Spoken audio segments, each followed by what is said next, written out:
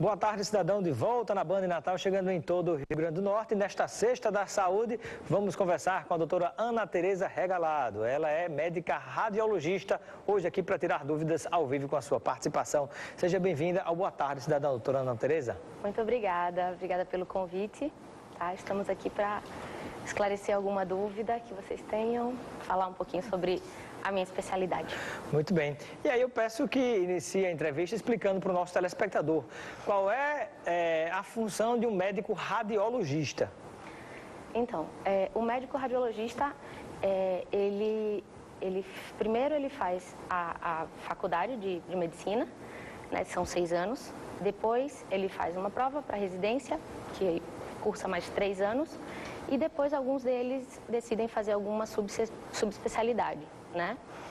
Em ressonância, em tomografia, ou em alguma parte do corpo humano, porque o radiologista é um médico do corpo inteiro, né? Desde do crânio até a ponta do pé. E assim, a gente tem um contato com os médicos assistentes de todas as especialidades quase, né? O neurologista, o ortopedista, o clínico geral, o médico assistente do paciente, né? Então, nós executamos alguns exames, né? E principalmente nós laudamos. Existem algumas modalidades de exame que quem faz é o técnico em radiologia. Essa pessoa, ela fez um curso técnico de 3 anos e ele está apto a operar as máquinas para fazer os exames, para que a gente, médico radiologista, laude.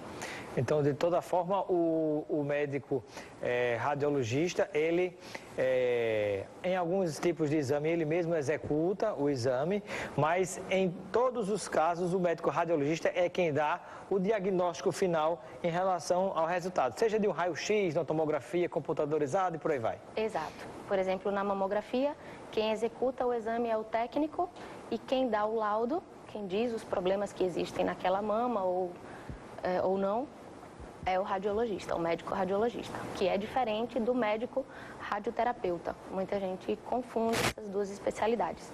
O médico radioterapeuta, ele trabalha com oncologia, é a terapia de tratamento do câncer, é diferente do médico radiologista. E aí, conversando um pouquinho sobre, existe risco em algum tipo de exame que é feito pelos pacientes, seja o raio-x ou a tomografia computadorizada, algum tipo de exame que você coloca um líquido para, digamos assim, colorir os caminhos de investigação daquele exame? Exato. Na radiologia, nós temos muitos segmentos, tá? Temos a radiologia geral, ultrassonografia, tomografia computadorizada, ressonância, tomossíntese, PET-CT, cintilografia, né? Então, em todos esses segmentos existem riscos que são variáveis, né? Uns mais, outros menos, e existem outros que não têm risco algum, pelo menos não tem comprovação científica disso, que é no caso, por exemplo, da ultrassonografia, da ressonância. A ultrassonografia, até hoje, não tem nada na literatura que diga que tem algum risco, né? Exato. Diferente do raio-x, por exemplo, que o pessoal fala que há radiação. Tanto que quem vai executar e o próprio paciente, né, às vezes coloca aquela roupa pesada de chumbo para se proteger da radiação. Exato. É importante que todos saibam que, assim, a radiologia, em muitas modalidades, ela usa a radiação ionizante, que são os raio-x, raio-gama. E nesses exames de, por exemplo, mamografia, raio-x, tomografia, esses raios-x, eles realmente são nocivos, né? Mas é numa dose muito baixa. Como esses exames, eles não são feitos todos os dias, né? Não tem uma sequência de exames muito grande. O paciente não... O benefício do paciente é muito maior do que um risco, por exemplo, de uma radiação de um raio-x do tórax. É uma dose muito baixa que a gente não precisa, assim, se preocupar, né, com isso. O benefício daquele paciente ter o exame feito é muito maior do que o risco dele desenvolver algum tipo de câncer ou outra coisa assim. Muito bem, temos participação de telespectadores. Primeiro mandando um alô para a Ana Cristina lá do Planalto, obrigado pela sua audiência, parabenizando a doutora Ana Tereza pela entrevista. Mandando um abraço para João Vitor lá de Pirangi do Norte, obrigado pela audiência. E temos pergunta da Silvia Freitas lá do Alecrim. Ela diz que tem medo de fazer endoscopia. Ela pergunta quais são os riscos do exame de endoscopia. Tá. A endoscopia... O radiologista também tem o resultado, dá o resultado a exame de endoscopia? Então, não. A endoscopia ela não está dentro exatamente da radiologia, né? Os médicos, os profissionais que executam o exame de endoscopia tem que ser médico, né? Esse laudo ele é dado pelo cirurgião ou pelo gastro, pelo médico que realiza esse exame. No caso, a endoscopia não está dentro da radiologia. É uma câmera, né, que é introduzida, né, até o estômago, né, passando pelo esôfago, e aí é o exame que vai falar a respeito de gastrite, de úlcera, alguma irritação. E esse tipo de exame, ele traz algum risco? Sim, mas assim... Por exemplo, existem algumas indicações, né? O paciente ele é sedado, né? O paciente pode sofrer algum engasgo, né? Alguma coisa assim, pode irritar a garganta, pode irritar um pouco, mas assim, nada assim... Controlado e tem uma equipe médica do lado, né? Exato, na hora que está sendo feito o exame, né? Mas a endoscopia não é da radiologia. Muito bem. Temos mais perguntas de telespectador. Vamos à próxima pergunta. Pergunta agora que vem de quem? Atenção, produção, não estou ouvindo a pergunta pelo ponto, mas, muito bem. A pergunta agora lá da Lúcia Rocha. Ela gostaria de saber quais são os riscos de um exame cardíaco. Primeiro, quais são os tipos de exame cardíaco, né? Pelo menos os principais, devem ser muitos, eu acredito. E se existem riscos? Tá. Realmente essa é uma pergunta assim, meio abrangente, né? Na verdade, o exame cardíaco depende, porque existem vários tipos de exames que podem ser feitos para avaliar o coração, né? A ecocardio, por exemplo, é uma modalidade de exame que usa um aparelho de ultrassonografia, de ecografia, né? E que vai avaliar ali a região cardíaca. O risco... Não há risco nesse tipo de exame, tá? Muito bem.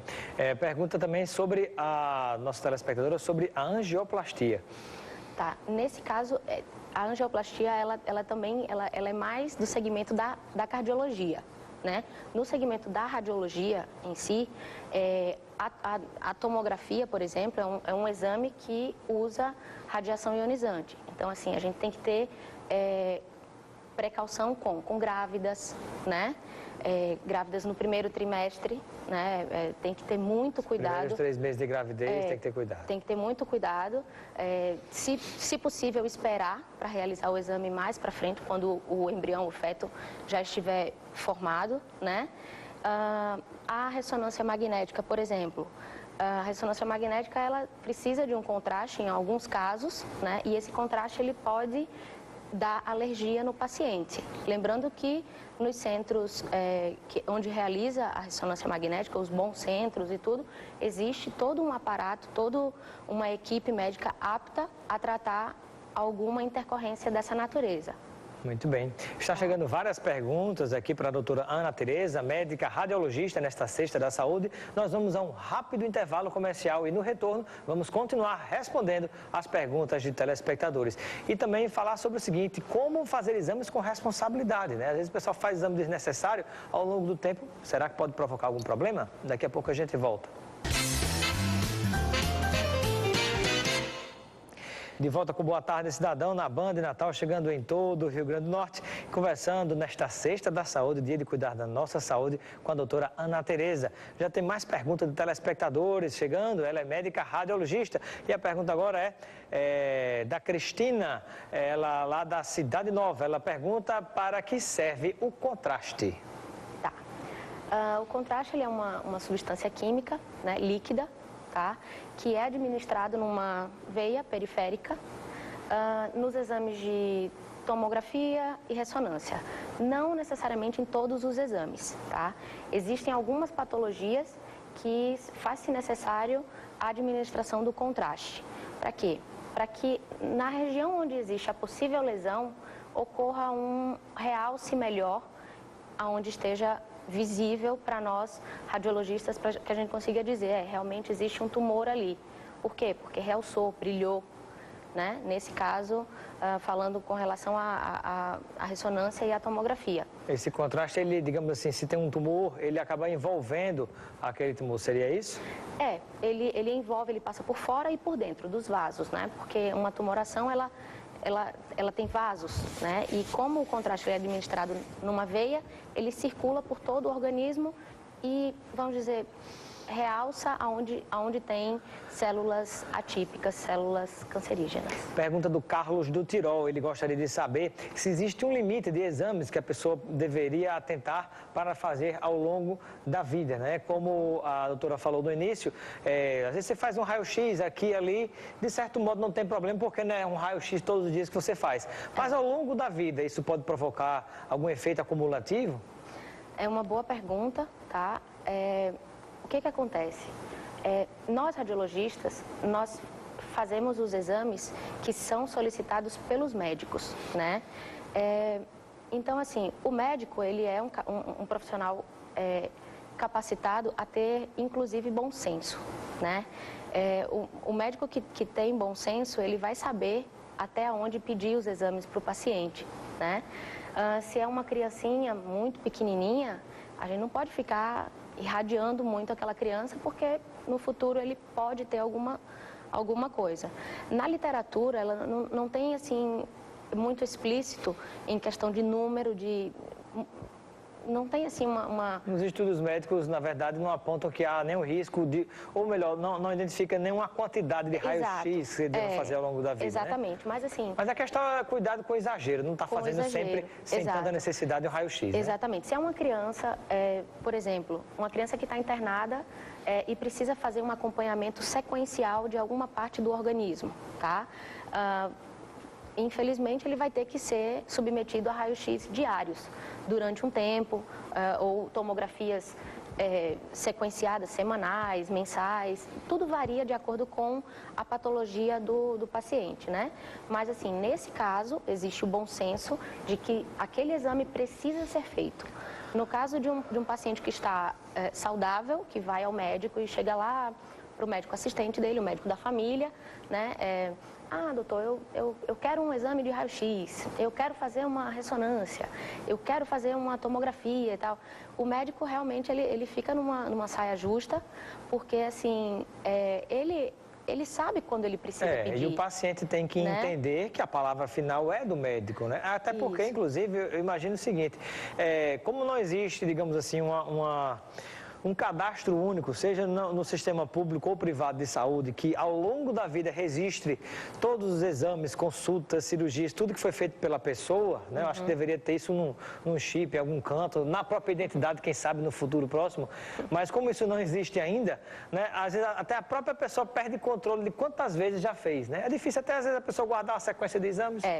Nesse caso, enquanto esse futuro aí não chega, isso aí pode ser contornado com um bom relacionamento médico-paciente, né? O médico, ele, numa boa entrevista, numa boa anamnese, ele vai saber quais os exames o paciente já fez, mesmo que o paciente não saiba tecnicamente o nome do exame, mas uma boa anamnese, uma boa consulta evita exames desnecessários, né? E aí o paciente vai estar fazendo só os exames que realmente precisa. Muito bem, tem mais perguntas do telespectador.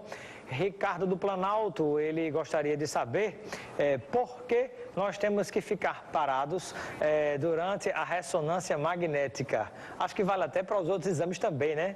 O raio-x, a pessoa vai, respire e prenda a respiração, coisas assim, né? Exatamente. Bom, por que precisa ficar parado em alguns exames? Eu vou dar o exemplo, por exemplo, da ressonância, que foi a pergunta relacionada à ressonância. A ressonância, ela usa o campo magnético, ela não usa radiação, tá? Nesse campo magnético existem um segmento do corpo humano que precisa ser avaliado, né? E para que o campo magnético percorra todo aquele espaço, é necessário que o paciente fique o mais estático possível, tem que ficar parado possível, para que não modifique a qualidade do exame, para que não trema o exame, né? Para que não fique borrado, para que a gente consiga ver na nossa tela uma boa imagem retratando fidedignamente aquele segmento que precisa ser estudado. Porque se tem um tumor pequenininho, por exemplo, de milímetros, né, 1 centímetro, se o paciente respira na hora, pode ser que aquele tumor ele oscile o lugar e não fique tão visível. Então, é mais ou menos isso, por isso que a gente precisa ficar parado. Muito bem. Uma pergunta, a pessoa não se identificou, mas tenho pânico de entrar no tubinho da ressonância magnética. Tem algum exame que substitua? Talvez seja a claustrofobia esse problema da pessoa, né? No caso, depende muito do problema da paciente, né? Existem equipamentos de ressonância que amenizam essa sensação, que são as ressonâncias de campo aberto, né? Uma plataforma superior e outra inferior, onde passa uma maca no meio com o paciente. A lateral dela ela é aberta, então dá uma sensação de amplitude ao ambiente, não é? Mas alguns tipos de exames não podem ser feitos nesse tipo de máquina. Precisa ser no campo fechado mesmo. O campo fechado é aquele redondo onde entra o paciente, né? Muito bem. Temos a pergunta agora, não sei se, eu acho que é a última pergunta, do Diego de Ponta Negra. Ele gostaria de saber se existe algum risco nos exames que ele vai ter que fazer nos ossos. Há uma suspeita de osteoporose. Certo. Nos pacientes que têm alterações ósseas, como osteoporose, osteopenia, existe uma modalidade de exame, né, que é a densitometria óssea.